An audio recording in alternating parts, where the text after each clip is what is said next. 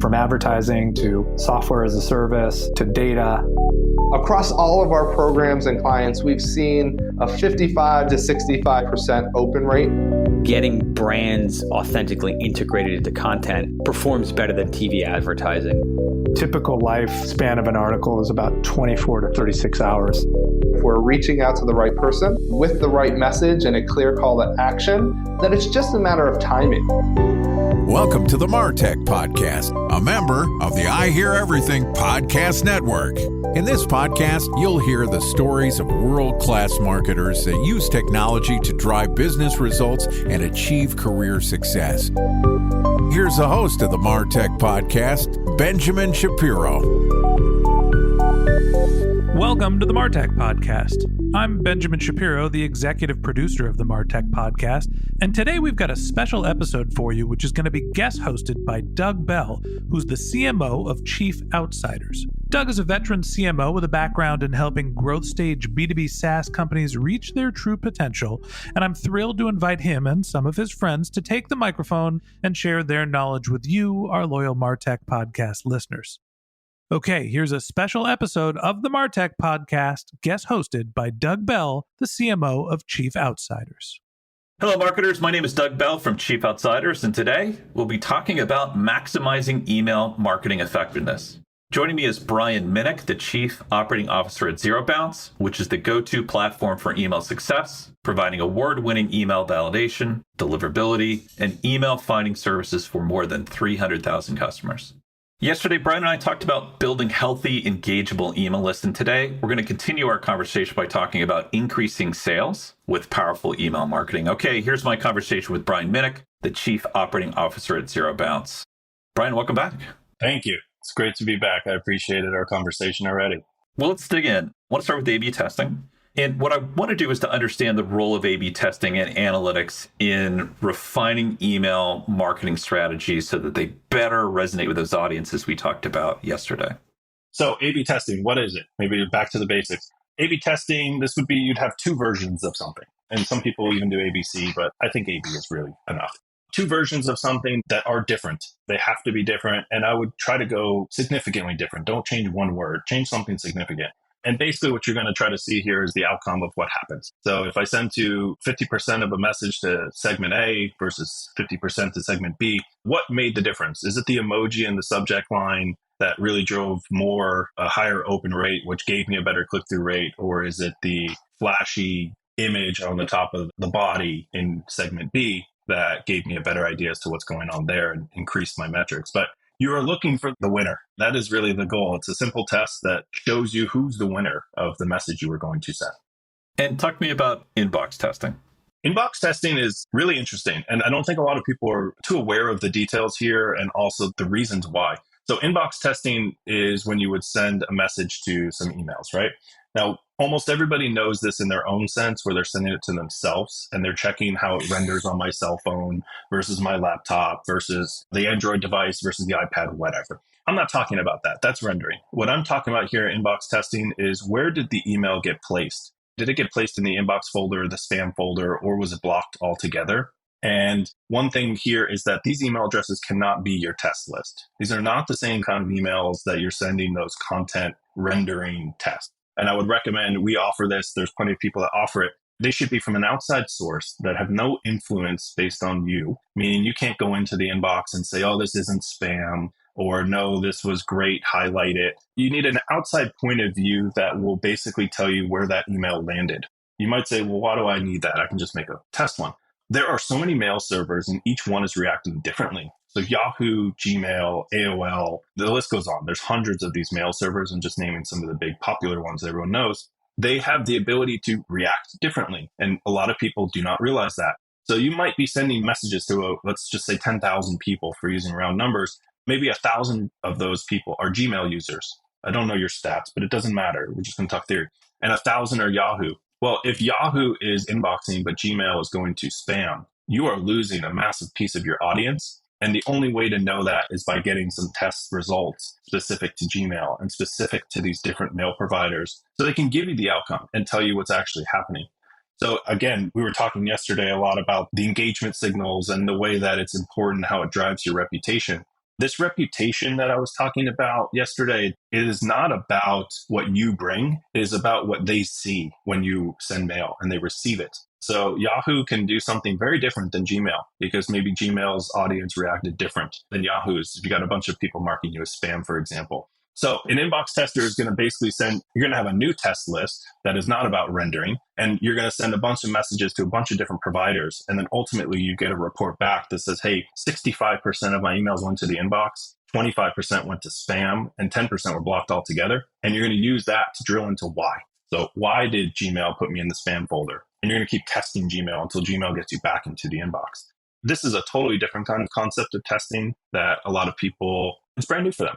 So it makes a ton of sense. Completely understand. How would you go about supporting an organization from a technology standpoint to be able to pull that off? Because it feels like a lot. It does feel like a lot, but it's actually super simple. So, for example, this is something that we offer. It's kind of a secondary tool to our main offering, but we just provide you a seed list. You send your campaign to us, and you can do this while you've got your final draft of your rendering, right? So you're like, oh man, that color's not what I wanted. Let me tweak it again. You added the seed list for deliverability. I would call it the deliverability seed list. We send the campaign to predetermined boxes that we would have, and we spit the report out. It's really actually that simple. This is real-time stuff. You'll have all the data back very quickly as soon as you hit send, and you can make adjustments and reset. That's the important part. Everybody thinks everything is great until you find out it's not. Everyone's ready to get in the ring, right, to get punched in the mouth. I think that's what Mike Tyson said, something like that. So if you don't know that's happening, you actually want to know if you're getting punched in the mouth in your email marketing, because it's not always obvious and you might get comfortable. That's actually another thing that I see a lot. People just get comfortable. This is how we've always done it. This is how we've always performed. And they stop questioning why. And that's what I'm here to do. I want you to question why. I want to talk about email's role in this evolving, constantly changing marketing landscape, and specifically this. It's rare that organizations are in a place where they have a single channel, B2C, B2B, it doesn't matter, especially for B2B. So I'm curious, how do you look at recommendations around what role email should play in a multi-channel model? And I know there's no one-size-fits-all approach, but it feels like Zero Bounce does such a great job of helping people understand really the efficacy of their email motions. So they could understand, hey, actually, email sort of belongs at the top of the funnel for me. I'm not going to be driving purchases with email. Or, you know what? Actually, really effective at the bottom of the funnel. So how do you help people understand the role of email marketing in the context of that multi-channel buyer journey? I would say for us, it's never the starting point because we didn't purchase your data. We never grabbed you off some list. You came to our website, you showed interest, you went to a show, you gave us a card, something, right? So for us, we've already made a first impression on you somewhere. So that's either in person or that's on our website or whatever it might be. We do a ton of retargeting and paid ads towards that for the brand awareness. I think that's very important. And if you ever watch the metrics for that or you watch the campaign performance, it always looks awful. But I'm a huge believer in it. I do believe seeing your logo over and over, and I do believe getting you on the right websites when they're looking at other things that are similar. I do think that stuff's very important. As far as when do I hit that sale, buy now email versus kind of the informational email, we kind of practice a 80-20 rule on that. So if we send 5 emails, 4 of them should be informative, should be expressing new things that are happening, announcements that are happening in the industry of email for email marketers. And then we'll hit kind of one of those with some sort of promotion or marketing tactic. But we've found not to overdo it. We get too many unsubscribes. And again, a lot of these people were kind of looking, if they're looking for content and you're sending them promos all day, you should expect high unsubscribe rates. But if you are giving them the right amount of content and you throw a promo in every once in a while, people don't generally take too much of offense to it. So we're not a heavy discount shop. We don't run sales every single day and spin the language on that and resend that message out like you might see on like shoe stores or clothing stores or whatever it might be. But that's what we like to follow. We think 80-20 is the right rule. And if they're a purchaser, they go into a different funnel, but everyone's still getting the great tips, tricks, and kind of industry updates. We're very big on that. We think that's the right way. So I don't know if that answers your question, but I do think email marketing plays a huge role in a sense of it's by far the cheapest form of marketing. There's no cheaper way to get a message in front of somebody. And, if you have the right person on your list that you're emailing, you're putting a targeted message to somebody. So I think it's very valuable. And I keep hearing all the time, Doug, I don't know about you, oh, email marketing's dead, it's gone, it's going away. I've heard this for 15 years and it's only getting bigger is actually how I see that. I haven't seen a decrease in number of mails sent per year, companies removing departments of email marketing. No. Like everyone is doubling down on email just because of the effectiveness and the ability to get it out quickly.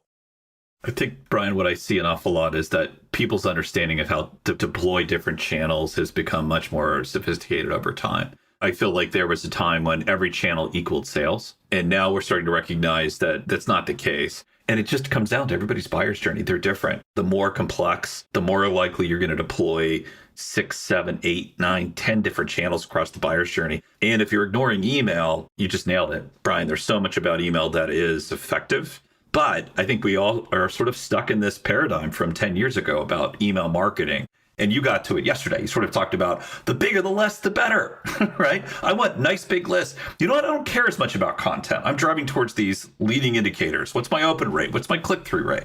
And what I'm hearing from you, Brian, is you got to think about this a little bit more qualitatively. So how engaging is my content? Am I thinking about how to optimize that? Because you know what? It's easy to just go make your content more engaging. But what you're saying is sort of build it into the way that you think about the way you develop your content. Test it, right? You're also saying, hey, end of the day, folks, there's so much more about how your message lands, depending on whether people get the email or not. So inbox testing, all of those things. Are there things that you would say, Brian, you'd recommend anybody's listening in right now must go do right now in order to use email marketing to drive more revenue? Like what's their hot tip for today? So number one is actually going to be clean your list up. You have to go clean that list out. There's too many bots. There's too many bad data points that are coming in, especially if you've ever purchased data and now it's mixed into your data set. You have to go clean this stuff up. Remove the bad emails. There's toxic emails. There's people who are going to mark you as spam. It's very predictive. So I would highly recommend you go through that process and clean that up. Secondly, make sure that your infrastructure is kind of set up. I can get technical here, but there's a lot of really easy tests. For example, we offer one, you send us an email and we tell you exactly if there's anything wrong with your DNS, your DMARC, your DKIM, SPF records, whatever it might be. And then with this new stuff that's happened here in February with Google and Yahoo, you have to have DMARC set up. If you are not set up on DMARC, I can just tell you right now, you're going to be in the spam folder if you're not already. They're saying 5,000 messages or more. And to me, it doesn't matter if you send 10 messages. You need to have DMARC set up. It gives you brownie points. It gives you these positive things that, again, you're a mail sender that mail servers want to see. So you should get these things set up. It's a little technical, but it's really not that difficult. Probably 2-3 minutes is really all the time it takes. Get a couple of these things set up and make sure you're doing best practices on how you're collecting that data, what you're sending to them, at what time, and the message that you're doing. I think those collectively will give you better email marketing if you're not doing all of those. What is DMARC?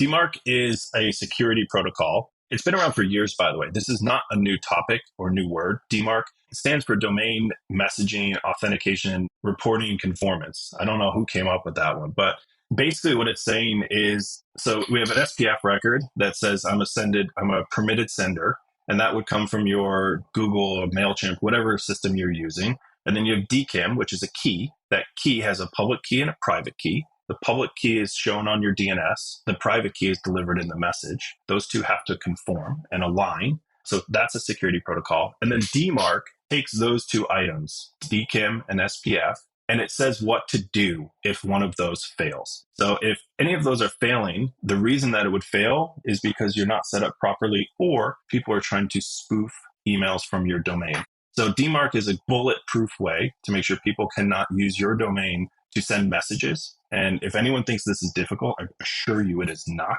hard to spoof an email address. It is very simple. And what it's doing is it's layers of security. And it's coming to a point where there's too much phishing, there's too much stuff going on here that people are using real domains and they're able to get messages out. So DMARC would basically say, nope, that's not for me, block it.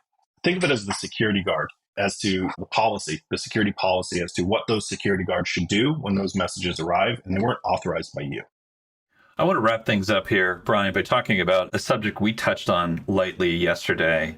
And I'm going to start out by just talking about segmentation. Segmentation's easy enough, but it's sort of how do you understand and organize messaging for those segments so that they resonate with the audience? Are there some examples of practices out there that you're seeing where people are getting to better and better messaging, if you will, through that combination of segmentation and then iterating towards a great message? Are there best practices out there you'd recommend as well? I think you have to kind of write the journey out and write the if-thens. my background's software development. If then was just built into my core. So if this person opens the email, then I should do what? But if they don't open the email, well, then what should I do? So if you kind of create a bunch of those, let's call the if-thens just a fork. It's based on what they did. And then you send it either a different message or kind of put something to the person that might now bring them back into the place you actually wanted them to be. The best practices on it, it's so business driven. It's so based on your business. It can be very difficult for me to just say exactly what might resonate for people. But I think that breakup campaign is a great one where it's, hey, are you sure you even wanted my emails? Did you sign yourself up or did your friend do that? What kind of business are you? Think about it. And then think about what you've seen in real life. If you're a storefront, for example, and someone walked into a mattress store looking to buy a TV, something happened there. Something was wrong. So what's that question you would have asked them? And then what would you have said to them? So I just really think about it in a sense of what do I do if they don't want to take the path I want? And then focus on the other side of that. And then how do I get them back onto that path? So that's how I think about it. I kind of think of the chutes and ladders game. How do I get them back onto that original path that I wanted to ultimately win the game? That's how I think about it. And some of the examples I've seen are just challenging. They're very focused on that specific business. But I would say this, Doug, I would love to, if anyone does have some sort of interesting question or challenge with this, I'm happy to kind of help anyone and just reach out on LinkedIn or something of that nature, where I can really focus in on what you're doing and see if there's a way to make it better. Great advice. And I'm sure people will take you up on that offer, Brian. Yeah, happy to. Well, thanks for spending some time with us today and lots of good advice. If I'm taking away anything here, the thing I would do this afternoon, change right away, is to, if you will, have better process around maintaining those email lists. It really sounds like the negative impact there is much, much higher than people are thinking. And I think you nailed it yesterday, too. You talked about people holding on to larger and larger contact lists when 22% of the list is probably churned. So that means that in 5 years, you have 100% churn on your email list. And how that could be penalizing you, in other words, sending to people that, frankly are bounces or just don't want to hear from you, could be hurting your chances of being successful in the future. Yep. All right. That wraps up this episode of the Martech Podcast. Thanks to Brian Minnick, Chief Operating Officer at Zero Bounce, for joining us today. If you can't wait until our next episode and want to learn more about Brian, you can find a link to his LinkedIn profile in our show notes. Remember, Brian offered to spend some time if people have those oddball use case moments. Or you can visit his company website at zerobounce.net. Okay, that wraps up this episode of the Martech Podcast. Thanks to our guest host, Doug Bell, the CMO of Chief Outsiders. If you'd like to get in touch with Doug, you could find a link to his LinkedIn profile in our show notes, or you can contact him on Twitter, where his handle is Market Advocate. Or you could just visit his website, which is chiefoutsiders.com. Just one more link in our show notes I'd like to tell you about. If you didn't have a chance to take notes while you were listening to this podcast, head over to martechpod.com, where we have summaries of all of our episodes and contact information for our guests. You can also subscribe to our weekly newsletter, and you can even apply to be the next guest speaker on the Martech Podcast. Of course, you can always reach out on social media. Our handle is MartechPod, MarTechPod, on Twitter, Instagram, and Facebook, or you can contact me directly on LinkedIn. My handle is Ben J. Shap, BenJShap. And if you haven't subscribed yet and you want a daily stream of marketing and technology knowledge in your podcast feed, we're going to publish an episode every day this year. So hit the subscribe button in your podcast app, and we'll be back in your feed tomorrow morning. All right, that's it for today. But until next time, my advice is to just focus on keeping your customers happy.